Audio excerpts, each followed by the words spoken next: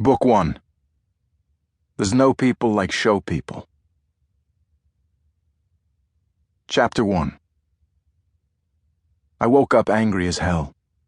It was still pitch black except for the glowing 3:14 on the digital clock. I would have liked to catch another 3 hours, but the only sleep aid I had in the apartment was the loaded revolver on my night table, and I'd much rather have used that on the dumb son of a bitch who put my partner in the hospital. I turned on the light.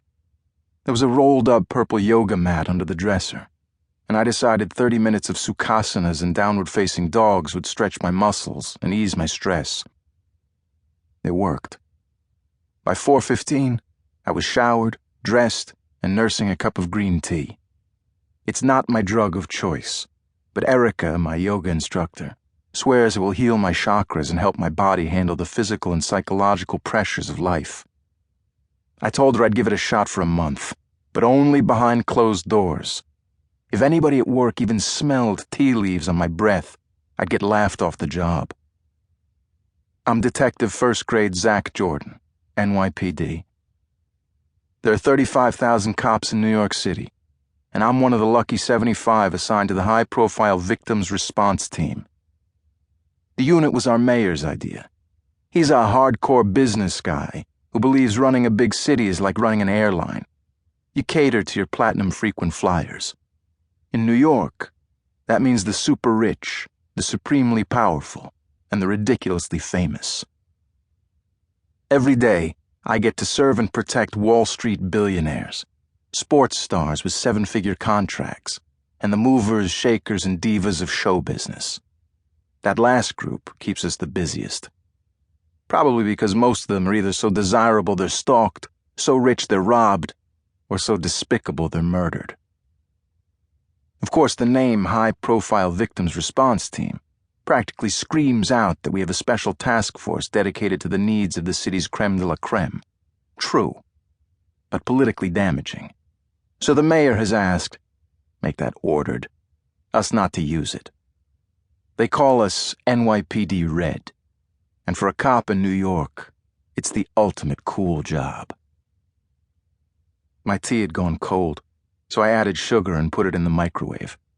30 seconds later, it was hotter and sweeter, but it was still tea. I sat down at my computer and checked my email. There was one from Omar. All it said was, "Hey, Zach, today's the big day. Break a leg. LOL, Omar." I hit reply and wrote back, "I'm glad one of us thinks this is funny." Omar Shanks is, make that was, my partner until last week. The NYPD softball team was playing the fire department in our annual fundraiser when some asshole fireman slid into second trying to break up a double play. What he broke was Omar's left ankle, and he tore up his ACL. According to the docs, Omar will be off the grid for at least 4 months. So this morning I'm getting a new partner. Her name is Kylie McDonald, and we've got something most partners don't have. Baggage. More than I want to get into now, but I can offer a snapshot. It was my first day at the academy. I was sizing up the other recruits when a tan, golden-haired goddess walked out of a Beach Boys song and into the room. There was a defibrillator on the wall, and I was pretty sure I was going to need it.